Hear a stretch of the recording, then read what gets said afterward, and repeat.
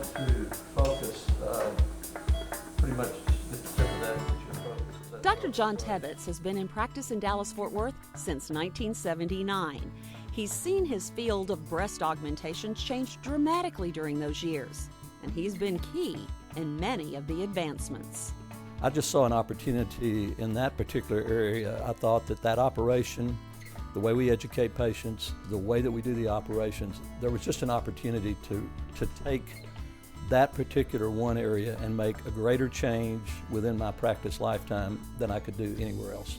One of the first ways he found to advance his profession was to apply principles of process engineering and proven business and industry methods and apply them to surgery, like uniform measurement of a breast and not just generic cup size. Build a system that other surgeons can use. Build a system that makes you more consistent. Then once you have the system, then you get to go and execute the operation. And with the operation, it's a matter of doing as much planning before you get in that operating room. You don't need to be planning and thinking and doing things in there that you could have done earlier. Then your patient stays asleep longer, gets more unnecessary drugs. It's refinement of all those things, and you can't do just some of them. You're doing great. Everything went very, very smoothly, and you're waking up.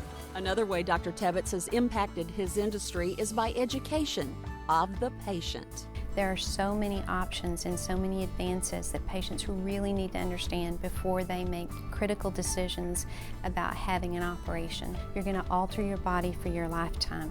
So whether it's where we make the incision, the implant shell type or filler, the pocket location, all of those things are going to affect your overall long-term result. The implant itself is of major importance.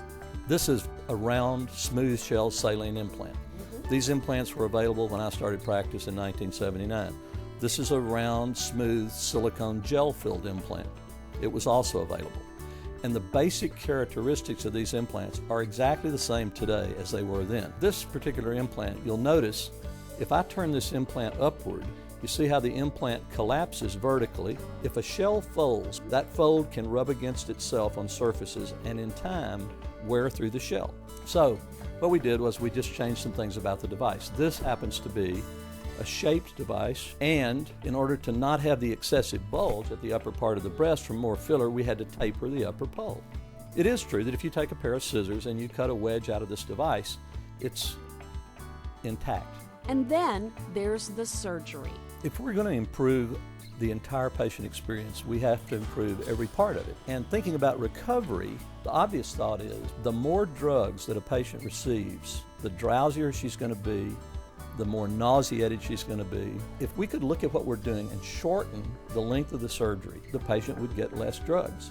And as we eliminated unnecessary stuff we were doing, we also realized there were things we were doing that were causing more bleeding and more trauma. Dr. Tebbetts has now perfected and refined his technique to what he calls 24-hour recovery. He can literally do a surgery in the morning and see that same patient go out to dinner or go shopping that same night. It truly is amazing